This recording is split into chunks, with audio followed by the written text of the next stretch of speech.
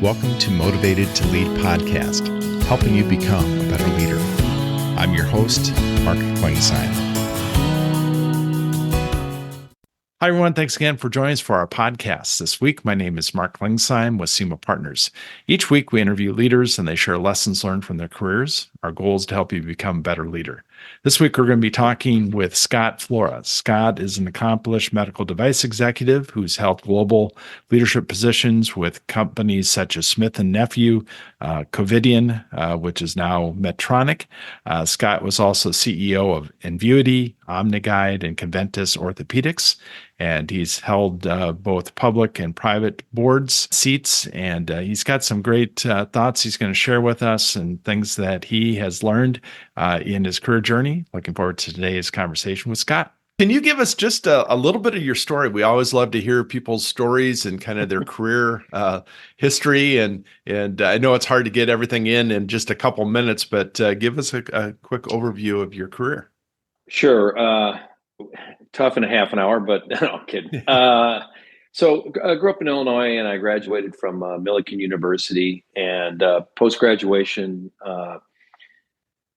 did a leadership internship with a company, Hart Schaffner Marks, which is in the retail business. Sure. Quickly surmised that I wanted to do something different, something a little more interesting. So I moved into pharmaceuticals and medical device, where for 10 years I was in a single contributor role and enjoyed that a great deal.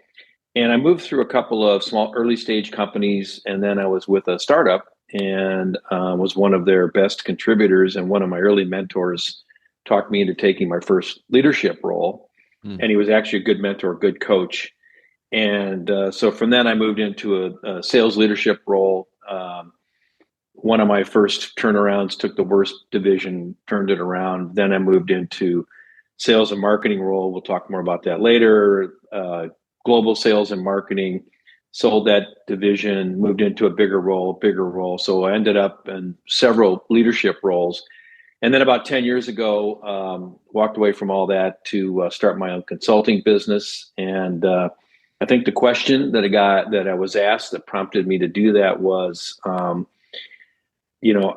you running around the world because you enjoy it, or is this what you want to do, or what do you really want to do that makes you happy versus taking another hill? So I thought about that long and hard and decided to do something different. And I know you sit on a number of boards currently, and we'll talk a little bit about that and just kind of your advice to those that would maybe want to get on a board or those that are working with boards. Sure.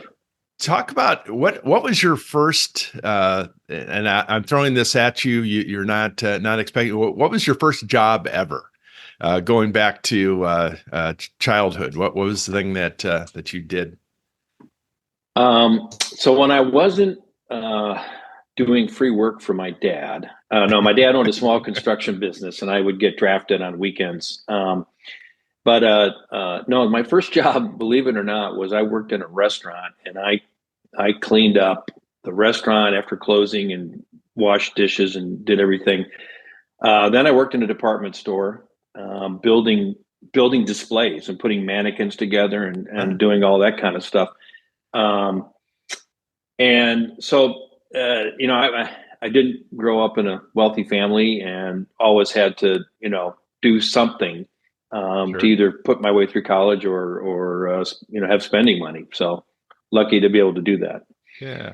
So if you were able to go back to a 22-year-old Scott and give him some advice, what advice would you give him?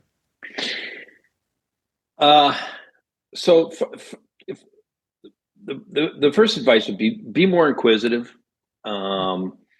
Validate, everybody has a strong set of beliefs, a strong set of, this is what I think we need to do. Be more inquisitive and validate those across a number of people, get a number of opinions. And you'll always find that you're going to get some opinions that you really align with and some that you don't. But it's always good to have that validation process. But I will tell you, the best piece of advice I ever got in college was a gentleman who unfortunately is no longer with us, but he said to me, "Why are you in political science? We've tested you and you're off the charts as a sales and marketing executive." And he forced me to go to work in college. And I went to work in a men's store, worked 28 hours plus a week, honed my skills, got into the business school.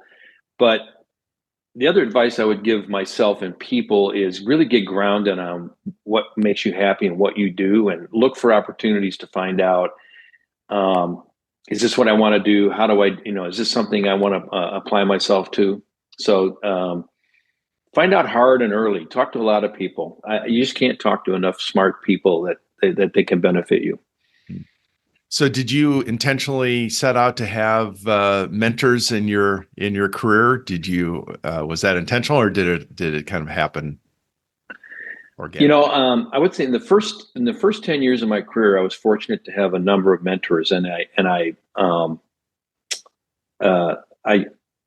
used them wisely, and I enjoyed them. I think a mistake I made was when I got my first large leadership role.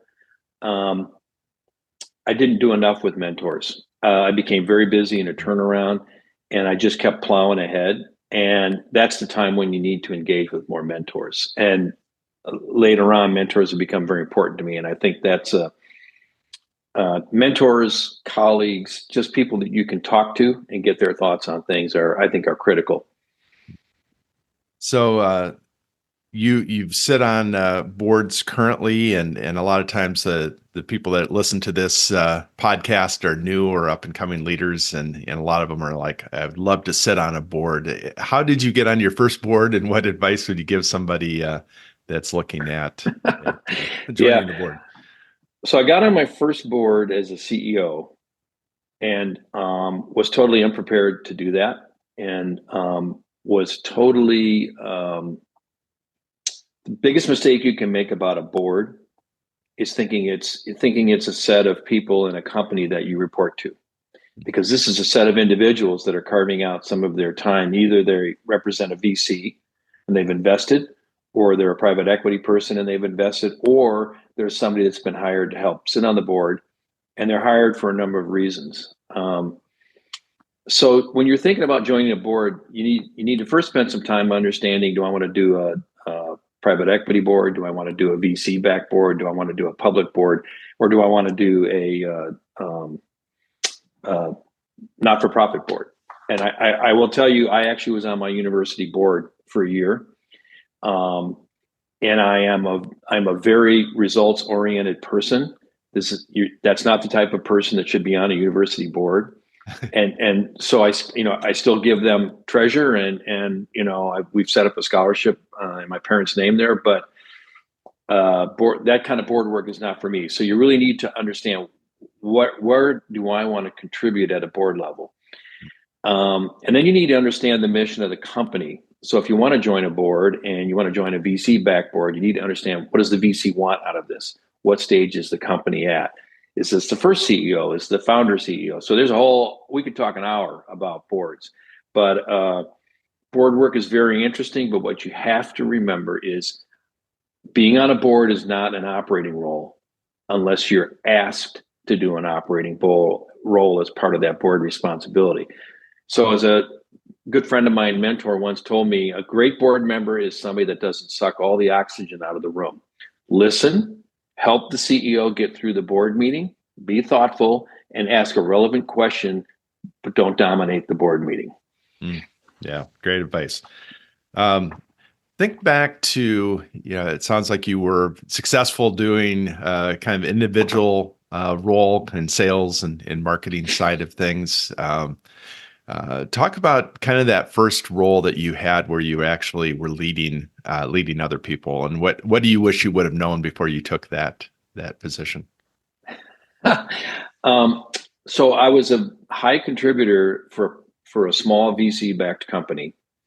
I think I was the number 4 or 5 salesman, or 3 in volume.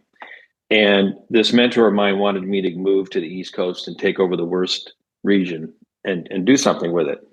And it's funny because the CEO didn't want me to do that because he didn't want that revenue plug in a big territory, but we worked through that. But I took over, and one of the people there wanted the job, and I had to manage him. I had to ask a couple people to go and rebuild the team. I think this mentor that I had did a really good job of prepping me on hire, fire, selling, sales, hire, fire, training, building a team. He spent more time with me than a lot of people ever had on human dynamics, how to motivate differently.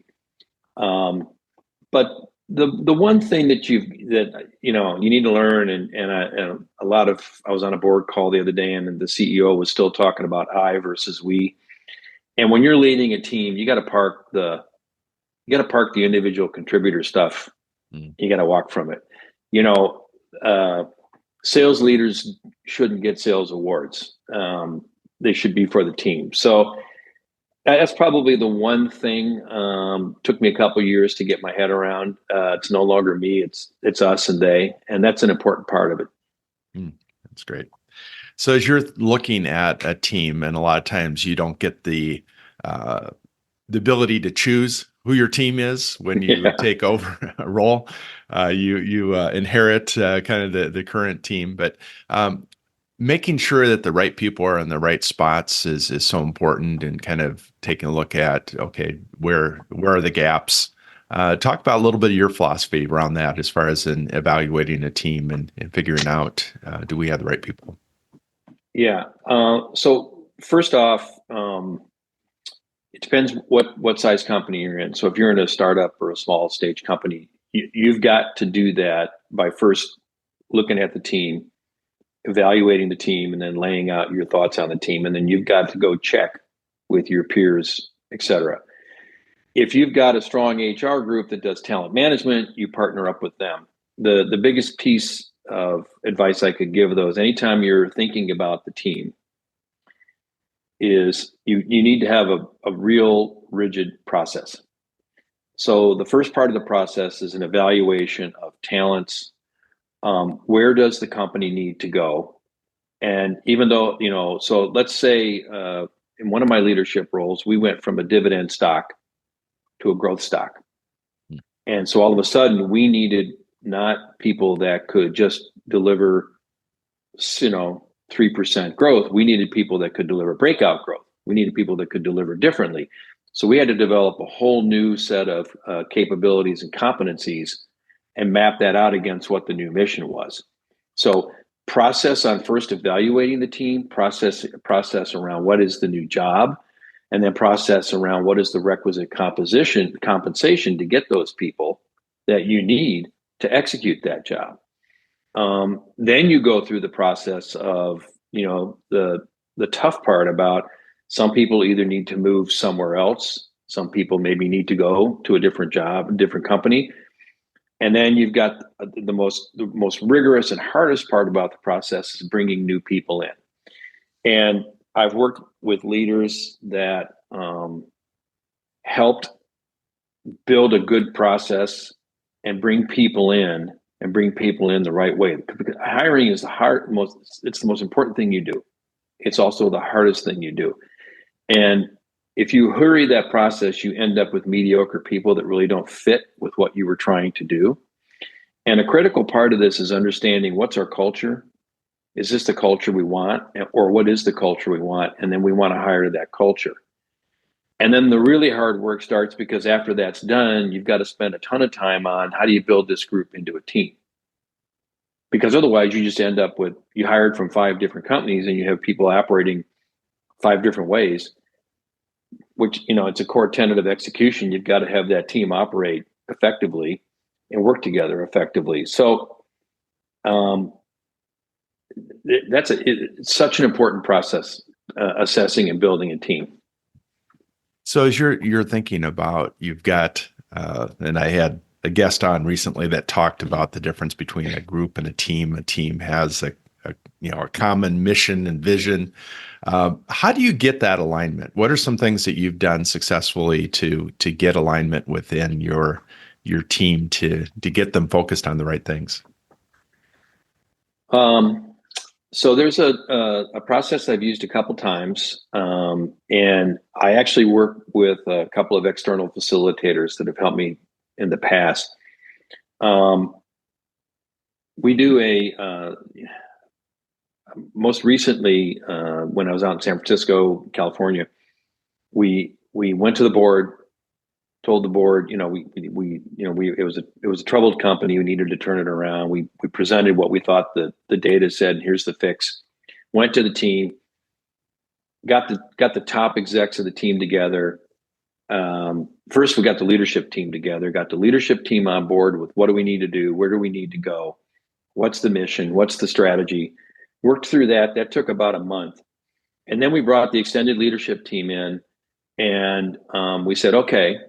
And each part of the leadership team got up and presented, this is where we need to go. This is where we need to go. And then we broke into breakouts and, dinners. But we spent time listening to people, and we listened to their fears. We listened to what their concerns were. Did they doubt it? Were they able to, it's all about crossing the chasm. Is there really a burning platform? Or are you guys just making this up so we can do something different? Is it CEO flavor of the week? But I use that leadership team building process. I've used it a number of times, and it's been effective. I would say 80% of the time. And the one thing that also I think is really important post those meetings is you follow up with the team members, and you set up a reporting process. You set up an engagement. You set up check-ins. You do, with the benefit of everybody being wired now, you can do great town halls, quick and easy. But whatever it is, you got to communicate. You got to tell people, hey, at this meeting we launched this strategy, it's working, or hey, we've stubbed our toe here. Here's some corrections we think we got to make. But you got to be honest, and you got to tell them where we're going, and you got to tell them, you got to keep them engaged in that process, and they get the mission then, they get they get all in. So as you look back on, give me an example of a time where you had to have a really tough conversation with someone, and kind of what do you think through as far as you're having? And I think that as new leaders, a lot of times it's you're maybe insecure in your leadership. And sometimes you're maybe talking to somebody that has maybe more experience than you do, but you need to see some change as far as in them. But talk a little bit about that and how you've approached that. You mean as a team? Yeah. Yep. Yes. I think the last CEO role I did was the one where we really had to have a frank discussion with not only the management team but all employees. We were well into our journey as a public company. I remember, frankly, I did my first results call, and I talked about how we were going to become more shareholder value focused and worry about the shareholders. I got 3 emails from shareholders that said, are you kidding me? It's the first time we've ever heard that come from this company. But that was the cultural change we had to make. It was no longer just spend money. It was spend money effectively. So we had to go to everybody and say, we're going to do something dramatically different here because we have to survive. And we did, and we reshaped the organization. We rebuilt the leadership team. We rebuilt the strategy. We executed against that. But there were some really tough conversations. I remember my first staff meeting where everybody said, well, everything we're doing is important. And I said, I appreciate that. But I said, we really need to fine tune our strategy, because having a strategy allows you to say no to good ideas. And also a good strategy tells you what you're not going to do anymore. And I said, we're just doing too many things. We can't afford to do all these things anymore. We got to focus on what's important. That message, I will tell you, is the hardest message for executives to get their head around, because they become really excited about what they're doing and impassioned, which I understand they should. But nobody wants to be working on something that isn't valued as a key part of the strategy. So those were very tough conversations individually with people as a collective whole. But we came out of that, and the board couldn't believe it. The last day we closed the books and sold the company, we had become EBITDA positive for the first time in the history of the company. And we had crossed a huge chasm. And it was all because of that team. That team And a lot of those team members have gone on to do, they're in some big jobs today and they're doing great things. That was a great team. They were laser focused, and they were, they created the mission and they bought into the mission. So having served on several boards and having led a company, what I think a lot of times people stumble as they go into a CEO role, and we have a number that are first-time CEOs and they haven't really worked closely with the board before. Maybe they've given presentations in front of a board, but what advice would you give a new CEO who's coming in to lead and working with a board, and what's kind of your philosophy around that from sitting in that seat? Yeah. So I will tell you, my philosophy is molded by making mistakes and then having some really good mentors after I made some mistakes. And then being on some boards. I've been on some boards with really good people, and I've been on some boards with people you're going, oh, wow. So, but the most important thing for a CEO is it's hard. First off, being a CEO is the loneliest job in the world. You've got to manage your team, you got to manage results, and you got to manage investors, and you got to manage the board. And you've got to understand and talk to each of your board as often as you talk to your leadership team. So you really need to communicate to the board. And you've also got to assess and understand, what is each board member looking for as being part of this board? Am I an investor in the board? And there's different investors. I joined a board one time where I had 4 angel investors on the board and 1 VC, and they were diametrically opposed on the outcome. And so when I would call and they would call me and they would give me advice, I got 5 points of advice that were totally different. So as a CEO, you've got to understand that that's going to happen, but you've still got to take that to the board. The final piece is, as the CEO, you're part of the board, and you have to act like you're part of the board. So when you go to a board meeting, you check your CEO hat and you lead the conversation, but you act as a board member, and that will get you the gravitas you need with the board. If you go in as a CEO and you just defend everything and act like, the salesperson for the company, and the board gets a little turned off with that. But I can't say it enough that you've got to check in with your board members, and you've got to understand what they want, and you got to understand what they think, and then you've got to have these conversations where you help shape their thinking. As someone told me one time, the board meeting is done a month before the board meeting ever happens, because you've shaped all the conversations with the board. Yeah, that's wise advice, and I haven't had anybody say it that way. Think about now that you have moved into an advisor role. You're the person that comes in to kind of assess and take a look at what's going on. What are some things that you've learned as you've moved into that type of role, and working with a number of different companies? Yeah, it never surprises me that the simplest things in a company are solved by people getting in a room and talking with one another. And I'm working with a company right now, and it's awesome company. I love the technology. Everybody on the team is great, but we're putting a forcing function in play to get the executive team to have a thoughtful conversation once a week. And people are sitting out there probably going, "Oh, why is that hard?" When you're in a small company and you're doing everything from making coffee to worrying about, when are the shipping boxes coming in, time flies, and people think, well, he's got this, he's got that, but you got to take time to work as a team. And that's at a $10 million company, $100 million company. But creating a process, I call it an operating process. If you read the book Execution, there's an operating, it talks about everybody has great strategies, but how do you operate? How do you operate that strategy? How do you operationalize it? And a lot of it is getting the people and then a process in place where the people inspect what they expect. So how do you get the right team together that talks about what's going on in the market, what's going on with customers, what's going on inside? And it's an operations review, but you put it together in such that it's not where people come in and try to one up with data. People come in trying to take data and look at it as a team, work that data for the betterment of the franchise. You mentioned a book, Execution, and I'm going to ask for kind of some of your top books that you would recommend to leaders. What are your recommendations?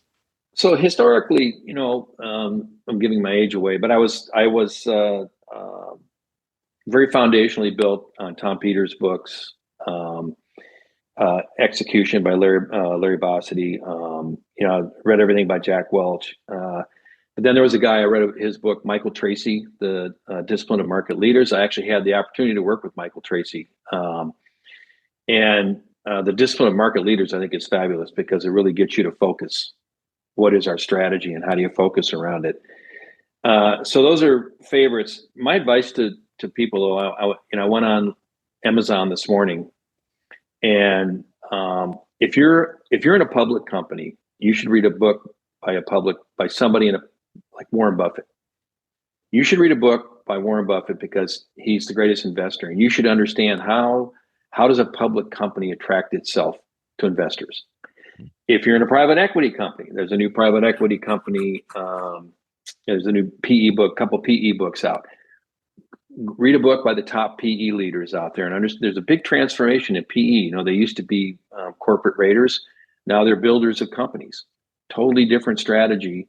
And if you're in a not-for-profit, read books by people that are leaders in your segment that you want to be in. I also read a lot of history, and there's some spy novels and stuff I read, but I love history because history, there's some great leadership traits in reading about history and leaders. So, but I do encourage people to seek out leaders and where they're at, and those leaders can help them think about, what type of business I'm in and how do I add value to that. So outside of work, what do you like to do to recharge? So, I've traveled all my life. This is an interesting, so I've traveled a lot all my life. So when I recharge, I like to spend time with my wife and family. Now my family's grown, and, grandkids are all coming in a couple of days. But my wife and I, to recharge, we actually like to travel. Okay. So, we've been to Europe a couple of times this year, but we enjoy that. And we do a lot of walking tours, and that's fun for us. Golf, I'm never going to be a great golfer, but we like to go out and play golf. Now my wife and I play golf together. But I've always been a collector of wine, and I just relax and like to sit and think about things and enjoy a good glass of wine. But not that would be the extent of it. Favorite wine? What's your favorite wine? Okay, so I have a Brunello, anything with the B's, Brunello di Montalcino, Barolo, and Barbera. I love Italian wine. Okay. Can't afford a lot of the big French wines, and then I have a really decent California collection. We like to go to Napa and Sonoma and do the restaurants Sure. Yeah. What parting advice would you have for a new leader? So my parting advice for a new leader is to make sure, first off, when you take the leadership role, is this what I want to do?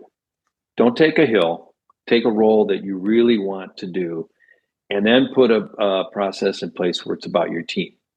And then be proud of building a great team. And always remember that as a leader, your contributions are valued by the company. And find a way to put those contributions into play within the company, whether it's peer-to-peer, helping your peers, helping your superiors, helping people underneath you, helping anybody, but you've got something to contribute to the organization and contribute it. But if people don't value those contributions, you need to think about the organization you're in, because you want to be in an organization that gets people, that wants the best people, that wants those good people to contribute effectively and be part of those contributions. And remember, it's not about activities, it's about results. Great. Well, this has been a lot of fun. I've enjoyed our conversation. I'm sure we could have stretched this out to a couple hours of conversation, but how would somebody learn more about your work and what you're doing? Just check my LinkedIn site out, and send me a message. I get on LinkedIn, or, and I respond to messages. I get a lot of inbound messages about, can you do this? Can you do that? But, and I am starting to hone down, I'm doing 4 or 5 projects right now, and that's a lot, but, happy to help people. Great. Well, thanks so much again, and I wish you continued success in all you're doing. All right, Mark, enjoyed it. Okay, take care. Thank you for listening to the Motivated to Lead podcast. Please subscribe on iTunes. You can also see a video version of this interview at motivatedtolead.com. This podcast is brought to you by SEMA Partners, helping you find your next great leader.